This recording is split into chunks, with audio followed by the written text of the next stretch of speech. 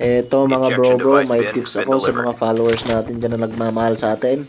Tuturuan ko kayo kung paano umakyat sa puno kahit wala kayong ninjang gamit.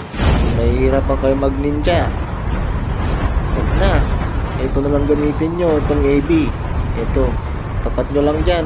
Tutok nyo sa pinakatuktok. Oh, dyan na bumaba. Oh, simpleng simple. Hindi ka na magpapakahirap umakyat sa puno gamit ang ninja. Oh, kape muna tayo.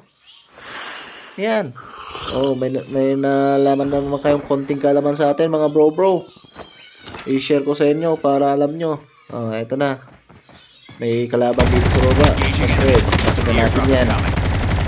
Oh, trickster. Oh, ayun na. Down na. Meron pa sa taas. Oh, ayun.